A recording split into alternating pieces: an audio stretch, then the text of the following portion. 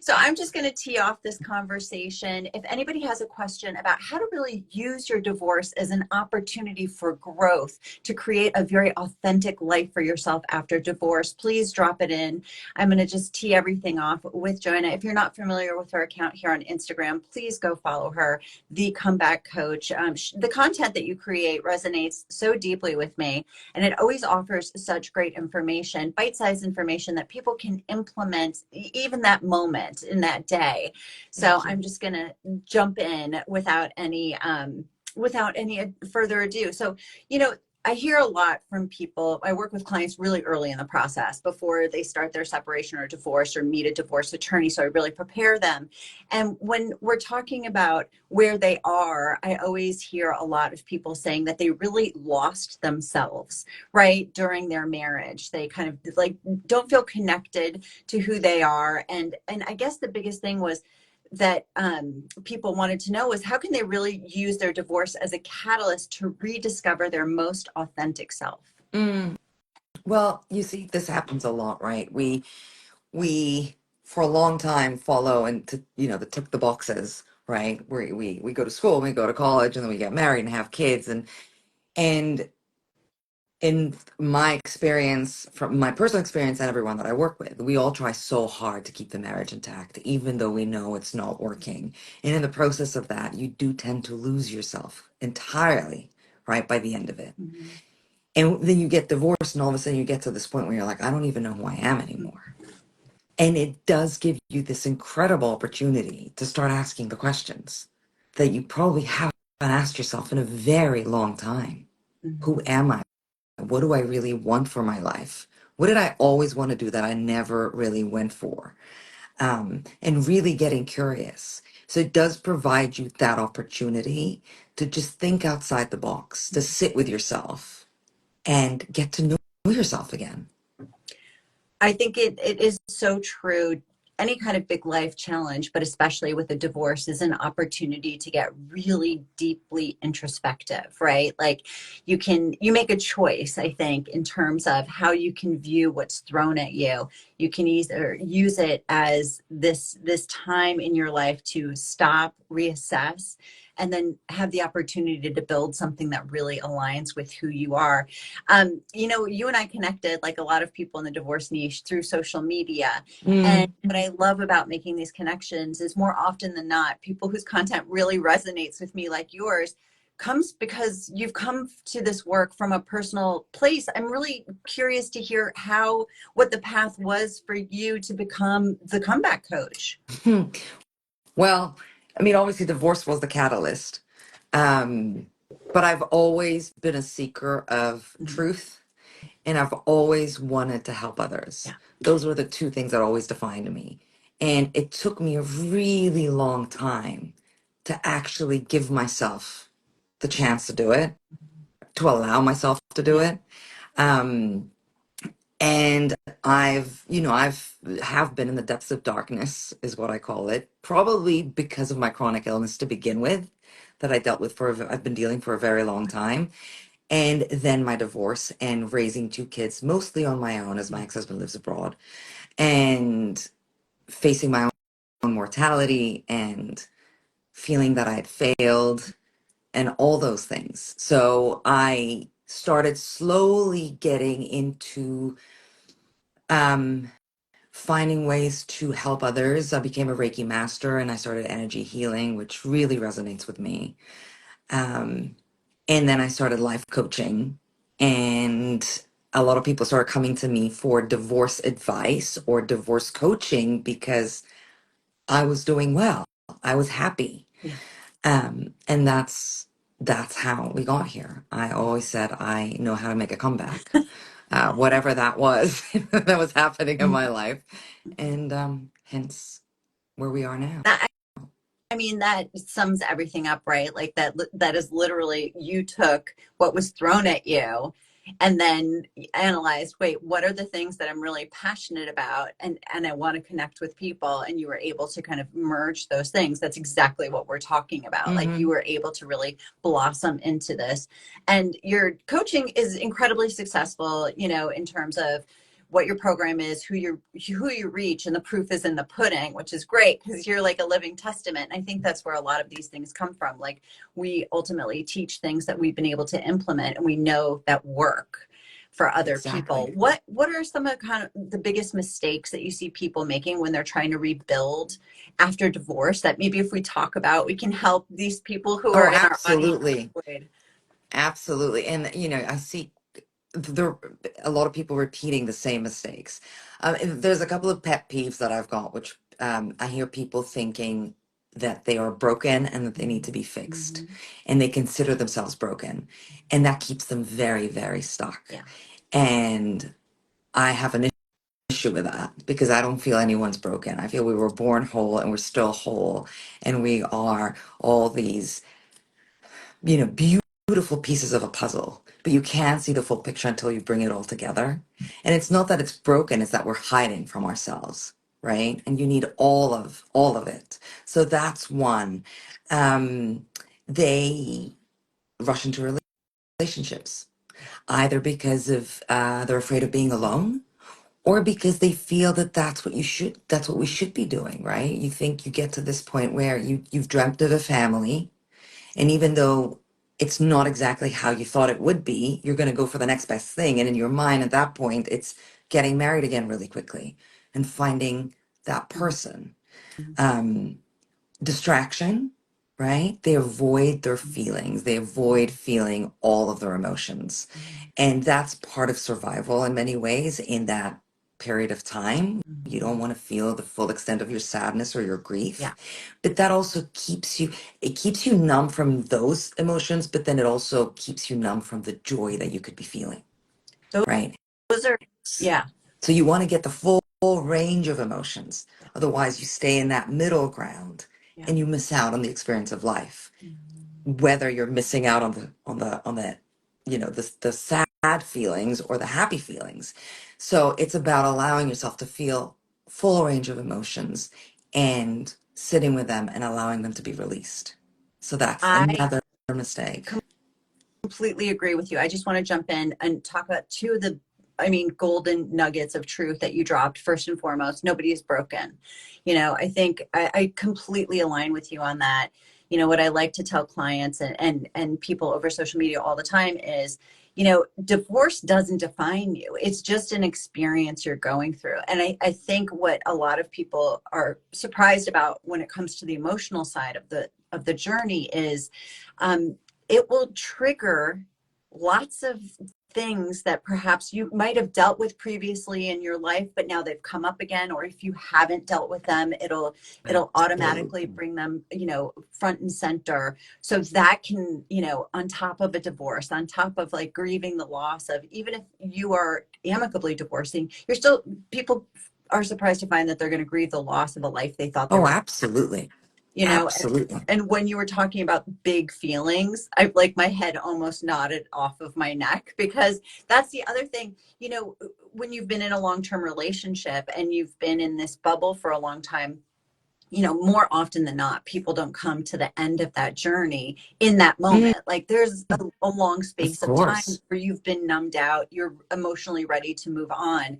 And then you think to yourself, wait a minute, why do I have to deal with all of these ups? Like one day you can feel like sky's the limit, I'm so excited. And then the next day you are just down in the dumps. It's exactly what you said. They're huge feelings. It's like an emotional roller coaster. Be gentle with yourself during that time. Know that that is normal, right? And that you're Absolutely. going to have to fail many times through this process, even if you didn't expect it. I love also that you brought up just kind of numbing yourself out or thinking that you should be in a relationship. I like to have that fall under the category of too much of a good thing is a bad thing. Like it's so easy, like whether it's food, booze, sex, shopping, Mm, right? mm.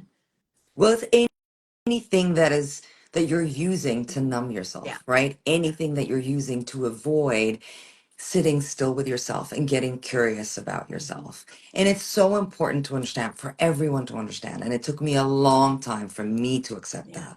that it's messy. Life is messy. It's never picture perfect. Mhm. It doesn't mean you're doing a bad job.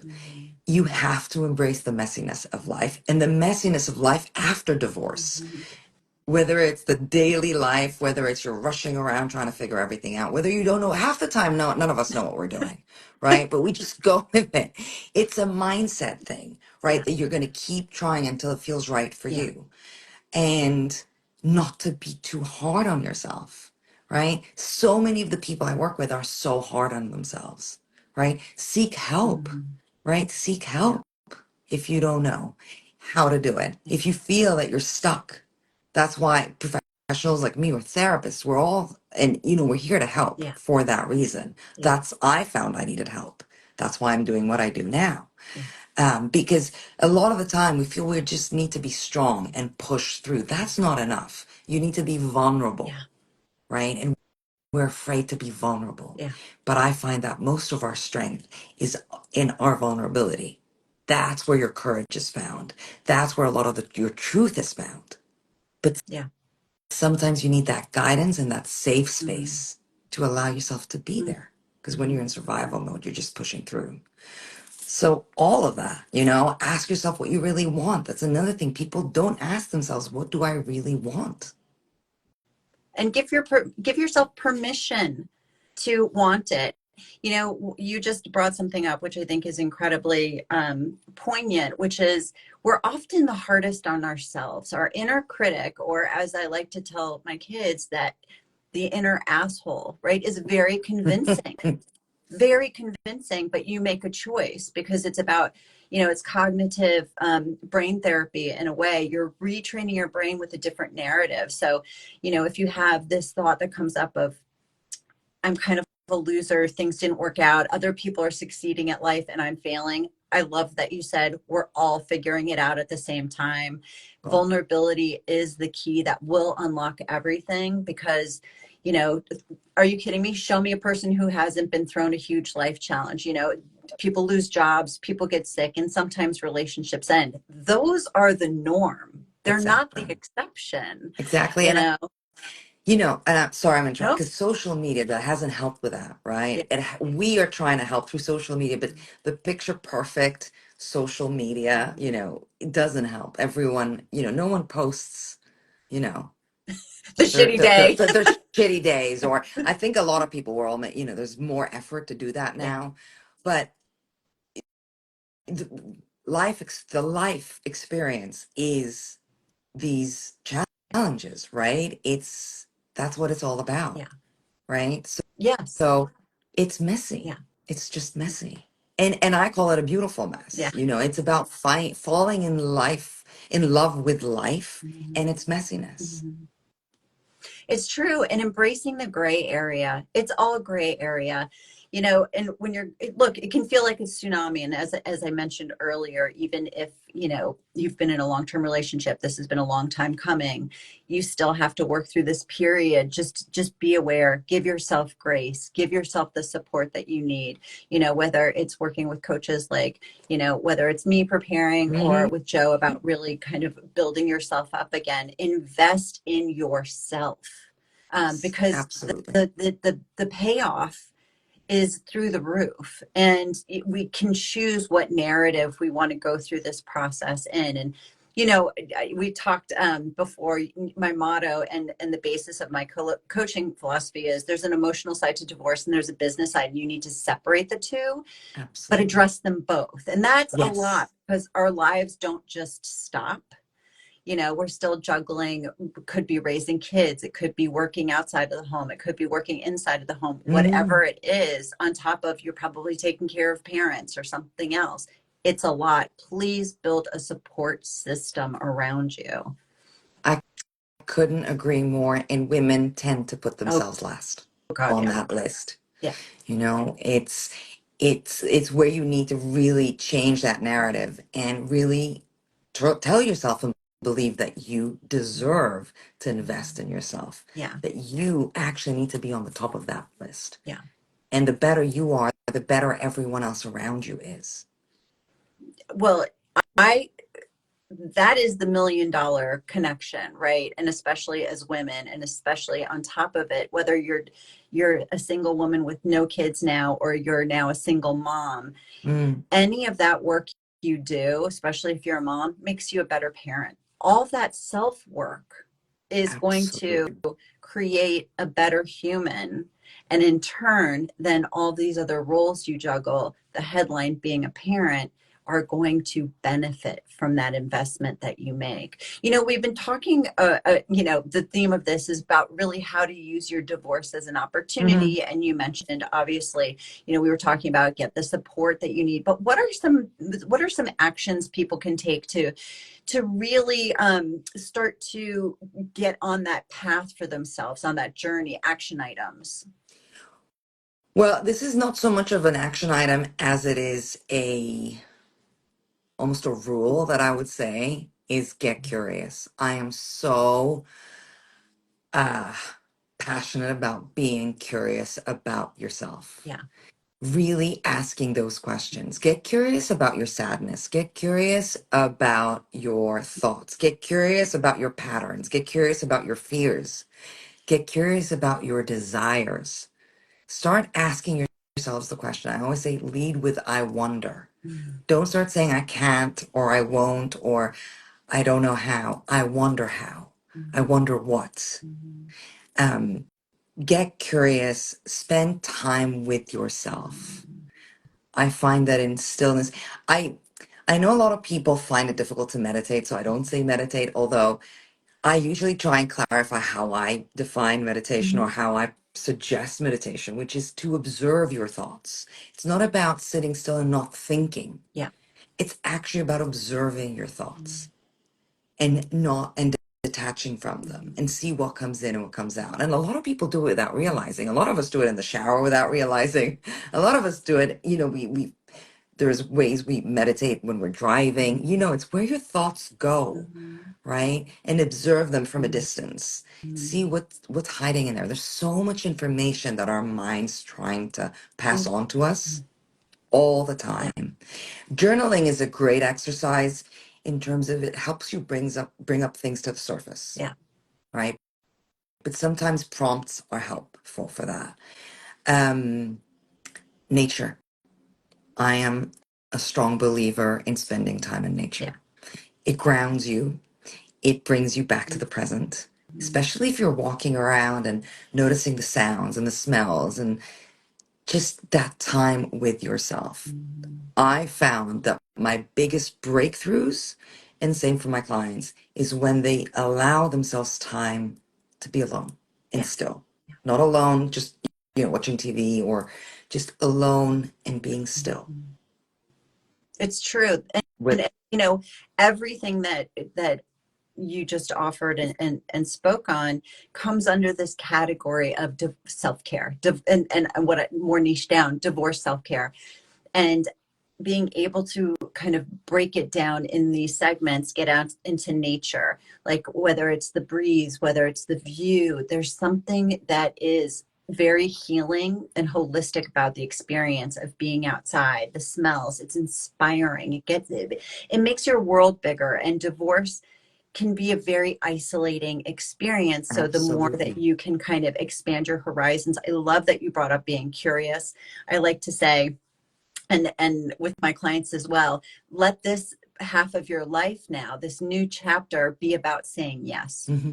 Right? So it's not no, no, I can't, no, no, no. It's like yes, Yeah, and or I don't know, but let me figure it out. You know what I mean? Don't be closed off, be exactly. open, because you just don't know where something's going to lead. And much like finding yourself in a position where you're at the end of a marriage, nobody gets married thinking they're going to get a divorce, but there's still an opportunity to use that as a stepping stone to something else. Honestly, how, if you're in the privileged position to end a marriage with dignity and respect, Mm, that immediately will come back to you. Sometimes it can be acrimonious, and so that's when we double down on that self-care, when we really have to protect ourselves.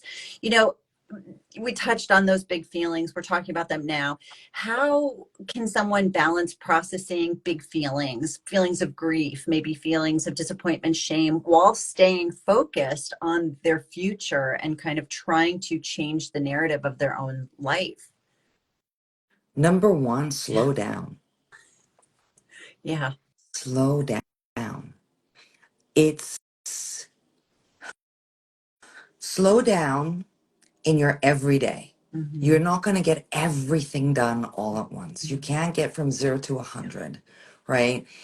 There's a lot going on for you. If you've got kids, for them, there's a lot that you're trying to process, a lot that you're trying to figure out.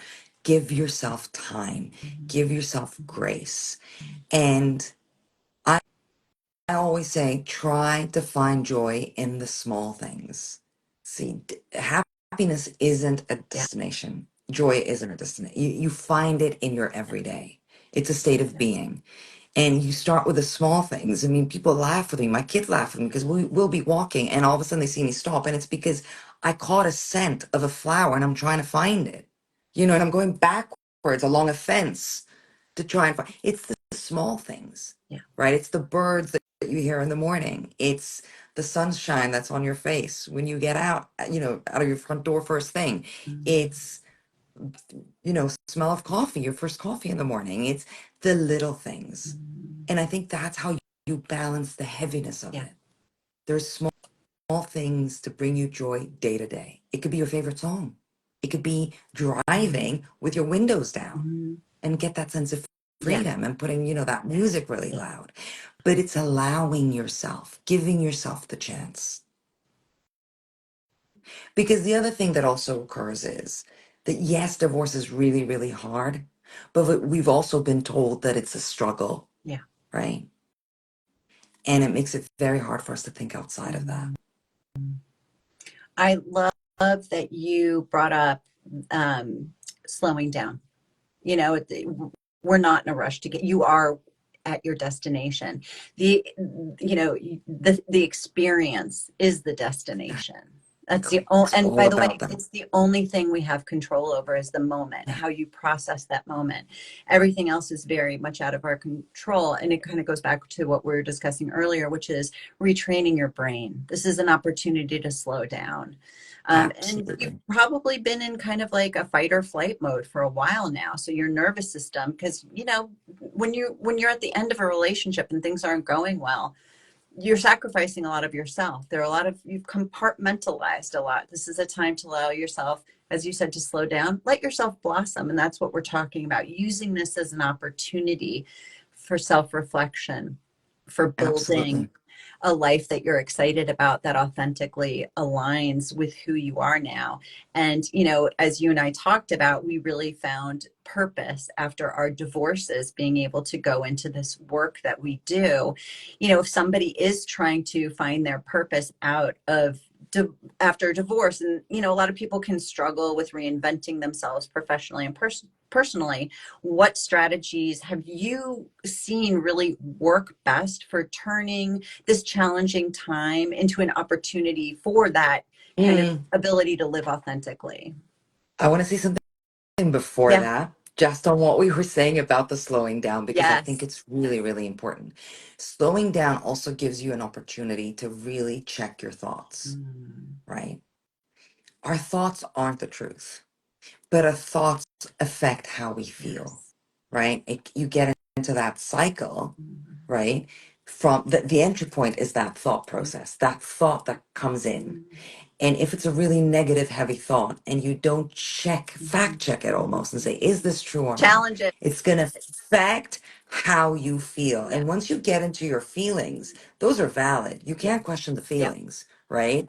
And once you get into your feelings, that affects how you behave, but the action you take, and then how you behave, and then it affects how you show up. And then you get into that cycle. And the only way to stop that cycle is that entry point, which is the thought, right? And slowing down allows you to do that. Otherwise, you might be ruminating all day long. You might be busy, busy, busy, busy, and you're having all these thoughts come in.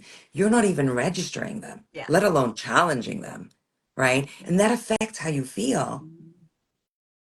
It, So slowing down is really, really important. Really, really important for so so many reasons. I'm glad that you slowed this conversation down so we could go back to it. You're 100% right. And it's just about being able, I love what you were saying also about when a thought comes up, challenging it, sit and listen to it and start digging down into that thought. Well, okay, well, what is behind this? What's the note behind this Mm, thought?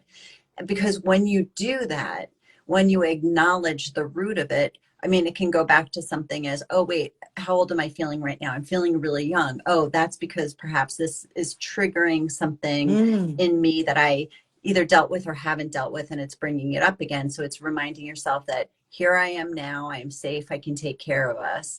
And absolutely. that is how you move through those thoughts. That is how you move through big emotions. When we suppress them, when we just try to ignore, we're like, I don't want to think about it. I don't think about it. Oh, that's stupid. I shouldn't think that way. You're doubling down. You're going to Absolutely. stay in that prison of kind of like the circular thinking, which is anxiety. It's Hmm. anxiety. And if you don't put it on the table, it will continue to live in your head. Earlier, you and I are both huge proponents of journaling. For anybody out there who is like, journaling, let me just say this. It can be whatever you want it to be. It can Yeah, be you absolutely. writing down, today is really sunny. I have to go to the dry cleaner. Start there because you're practicing getting things out of your head and on paper. And when you do that, you release it from having to be a constant worry in your Mhm. head. And you can make some steps that will change the narrative. Absolutely. Um, And something very basic as, is a thought true or not? question it, question As it. simple Yeah. as that. Is it true or not? And you can almost always, always answer that very It's quickly. so true, which is why I tell my kids it's the inner asshole because it can lie really well. But you're 100% right. When you challenge it, when you say, what is that? And where's the proof? Hmm. 99 times out of 100, you're going to come up empty handed. Absolutely. Oh my gosh. And the, Go yeah, ahead. sorry. No, And please. the way, the release, the relief, the freedom, the peace comes from facing everything Yeah. and not resisting, right? It's acceptance, Mm-hmm. right? It's when we resist our feelings, when Mm-hmm. we resist what's going on and we try to Yeah. avoid, that we get trapped in them. We're almost prisoners of Mm-hmm. those emotions and what we're trying to avoid. By acceptance Yes. is the way to freedom. It's that's your exit right there. Leaning into it, being vulnerable, not pushing things down, all these things that we can say, and you can intellectually say, okay, I get it, but in the moment, it can for some reason, sometimes we resist it, and when we Hmm. resist it, we stay in that cage, really, Absolutely. cage of our own creation, and that's okay. But what's beautiful is it's kind of like a rip current. So a rip current can drag you out to sea, and yet, if you swim parallel to the shore, you can get out. When you Hmm. stop giving into the current and letting the current lead, that's when you get Yeah. free. Yeah. Well, I just had that one last question, and I Yes, have the to say purpose. that a wonderful comment got dropped in by Wine Lover, and that was, I'm 48 and getting divorced. Thank you for your messages. Oh, That's why we're here. We are here absolutely. to let you know. And by the way, I created the divorce planner specifically because it was what I was aching for when Mhm. going through my own divorce and having these conversations. The other thing that I feel is so helpful is giving people hope. Remember, your divorce is just an experience you're going through. It does not define who you are. It does not mean you are any less lovable or worthy of happiness or a relationship or whatever it is. It's just an experience you're going through, and it will be over Oh, absolutely. before you know it. So invest in yourself and these wonderful tips that Joe's sharing with us, and your own journey. But circling back just in the last question to kind of like wrap things up, if somebody is, kind of struggling, let's talk about finding purpose after Purpose. divorce. course, and like reinventing yourself, whether it's professionally, which a lot of my clients have to do, and with planning you Yeah. can do that a lot easier. But what do you see work best for people to switch on that possibility and opportunity? I think if you're lacking purpose, or if you can't straight away answer what your purpose is, Mhm. then make it your purpose to find yourself again. Mhm. Because the answers are all there already, Yeah. but they're probably in the parts of you that you're avoiding. Mhm. And the more you give yourself a chance to get to know yourself again and really go deep and discover all of you, not just the Mhm. parts of you that other people like or you think like or accept, but all the parts of you that you've been hiding away, Mhm. even from your own self. Mhm. Right. And that's happened over years and years and years. Mhm. That's where you're going to find all your answers. So if you feel you don't have a purpose, make it your purpose to really rediscover yourself, to Mhm. really get comfortable with all of you, and honoring all of you, right? It's not just about finding those parts. Honor them, bring them back into the fold, Mhm. right? Ab- That's how you're going to feel whole again, yes. right? And also, another thing that really helps is acts of service. Yes. And I'm sorry for the background noise. That's a dog drinking water That's an loudly. important noise. That is a very important noise in this house. So, it acts of service, Mhm. helping, giving back, That's right. in community projects, in whatever That's charitable projects, right. makes you feel alive Yeah. again, reminds you how Yeah. connected you are to others and what we're here to do, which is to help each other out, and in one way or another. So I think those are the most two important things that I would say. And eventually, the more you do that, the answers That's right. come. I think, again, another beautiful, very thorough answer. And what I would add to that is release an expectation of what things are supposed to look like, who you're supposed to be. Start with the intention. The intention is, I'm going to get to know myself. I'm going to listen to myself and go from there. Because the path is never what we think it's going to be. And release yourself from, again, maybe some predisposed idea of what your life is Hmm. supposed to look like. Look, it's really easy to kind of take on these ideas from outside sources, whether it's family or societal, or just Absolutely. putting this kind of pressure on yourself. But when you release, when you, as we were talking about, kind of allow yourself to lean into where you are, the vulnerability, the possibility, listening to yourself, giving yourself grace and time, that's where you find the special stuff. That's where you truly become alive. And I'm going to just say, we just got a comment dropped in that I think is a beautiful way to wrap up this conversation, which Dina Sore dropped in. Once your divorce is over, you will go back to being your old self, which is a good thing. And I would add to that, it's the next best version of yourself when Mm. you implement these tips and tools that Jo has so generously shared and we've been talking about today. I think it's a perfect way to kind of wrap it up. I want to thank everybody who's joined us. If you missed any part of this conversation, it's going to be posted immediately after we wrapped on my Instagram, as well as my blog and my Facebook and my YouTube and TikTok, basically wherever I can put it. My mom's going to put it up, I'm sure, even. But Jo, thank you so much. This was a Oh, really, Alex, really thank important you. conversation, and I'm so delighted to have this talk. And hopefully, it's the first of many.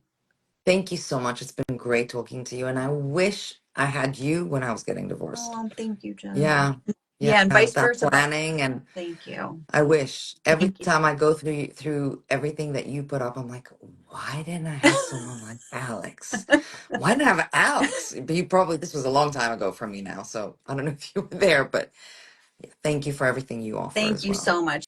That really means the world to me. And again, thank you to Absolutely. everyone who joined us. And I'll see you in November with the next in my IG series. Thank you. But again, if you want to connect with Jo, she'll be tagged in this post. And you can find her here on Instagram at _comeback_coach. So there we go. Be well, everybody. Thank you. Thank you.